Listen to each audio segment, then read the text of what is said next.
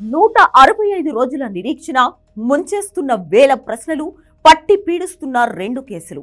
వీటన్నిటి నుంచి BRS MLC కవితకు ఎట్టకేలకు విముక్తి దొరికింది. హోరాహోరీ వాదనల తర్వాత కవిత వైపే న్యాయస్థానం మొగ్గు చూపింది. కవిత బెయిల్ పిటిషన్ పై ఇరుపక్షాల వాదనలు విన్న సుప్రీంకోర్టు కవిత తరపు లాయర్ ముకుల్ రోహత్గితో ఏకీభవించింది. కవితకు బెయిల్ మంజూరు చేస్తూ తీర్పునిచ్చింది. ఇది నిన్నో మొన్నో మొదలైన వ్యవహారం కాదు.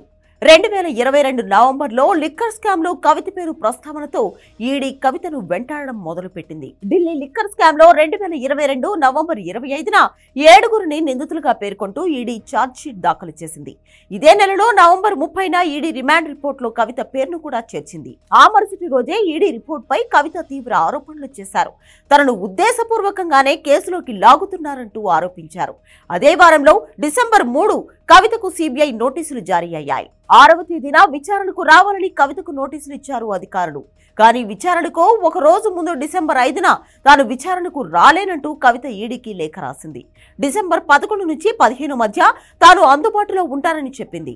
దీంతో అధికారులు కూడా వెనక్కి తగ్గారు. 2022 డిసెంబర్ 11న మొదటిసారి కవితను దాదాపు 7 గంటలు విచారించారు అధికారులు. ఆ మరుసటి రోజే కవిత ఫోన్, హోటల్, రవాణా బిల్లులు ఇవ్వాలని సిబిఐ ఆదేశించింది. అదే నెలలో డిసెంబర్ 21న ఈడీ తన ఛార్జ్ షీట్ లో కవిత పేరు చేర్చింది. ఇండోస్పిరిట్ కంపెనీలో కవితకు వాటా ఉందని ఈడీ అభియోగం మోపింది. ఇదే కేసులో 2023 జనవరి 3న కవిత మాజీ ఆడిటర్ బుచ్చిబాబును విచారించింది. బుచ్చిబాబు నుంచి కొంత నగదు స్వాధీనం చేసుకున్నారు అధికారులు. అన్ని ఆధారాలు సేకరించిన తర్వాత ఫిబ్రవరి 8న బుచ్చిబాబు అరెస్ట్ చేశారు. ఇదిలా కంటిన్యూ అవుతుండగానే ఫిబ్రవరి 11న మాగుంట రిమాండ్ రిపోర్ట్లో కవిత పేరును ప్రస్తావించారు. మొత్తం వ్యవహారం కవితే నడిపిందంటూ ఆరోపించారు. మార్చి 8న కవితకు సమన్లు జారీ చేశారు.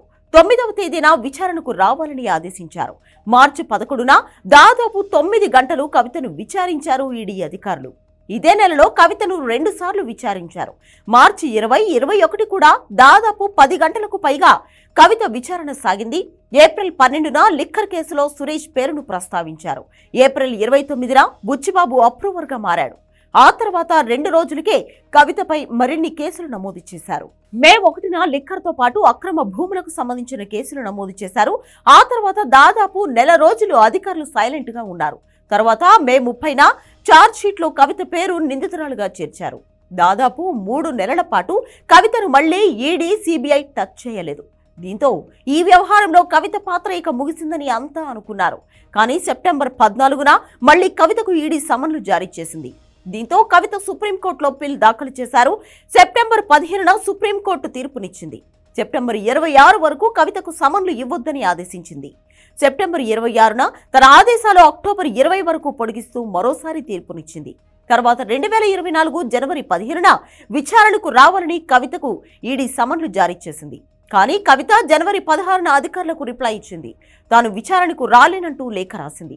దాంతో పాటే సుప్రీంలో మరోసారి పిల్ దాఖలు చేసింది. అధికారులు తనని ఇంటి వద్దే ప్రశ్నించేలా ఆదేశాలు ఇవ్వాలని కోరింది. దీంతో ఫిబ్రవరి 5న 16వ తేదీ వరకు కవితకు సమన్లు ఇవ్వొద్దని సుప్రీంకోర్టు ఆదేశించింది. తర్వాత ఫిబ్రవరి 25న కవితకు ఈడీ మరోసారి సమన్లు జారీ చేసింది. ఫిబ్రవరి 26న కవితను విచారించింది. నిజానికి ఆ రోజే కవితను అరెస్ట్ చేస్తారని అంతా అనుకున్నారు. కానీ అప్పుడు అధికారులు కవితను ప్రశ్నించి వదిలేశారు. మార్చి 15న అధికారులు సర్చ్ వారెంట్ తో వచ్చారు. కవిత ఇంట్లో తనిఖీలు నిర్వహించారు. దాదాపు ఆ రోజంతా ఇంట్లో తనిఖీలు నిర్వహించారు. సాయంత్రం కవితను అరెస్ట్ చేసి ఢిల్లీకి తీసుకెళ్లారు. కవిత అరెస్టుతో బీఆర్ఎస్ పెద్ద కుదుపుకు గురైంది. ఓ పక్క అధికారం పోవడం, మరో పక్క కేసీఆర్ కు గాయమై బెడ్ మీద ఉండడం, ఇంకో పక్క కవిత అరెస్ట్, బీఆర్ఎస్ క్యాడర్ లో భయం నెలకొంది. కవితను మొదట 14 రోజుల డిమాండ్ కోసం తిహార్ జైలుకు తరలించారు.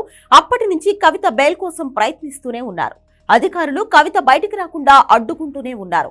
Rouse Avenue court, Delhi high court రెండూ కవిత బెయిల్ పిటిషన్ తిరస్కరించడంతో కవిత నేరుగా సుప్రీంకోర్టును ఆశ్రయించాడు. అక్కడ సుదీర్ఘ విచారణ తర్వాత ఎట్టకేలకు కవితకు ఊరట లభించింది.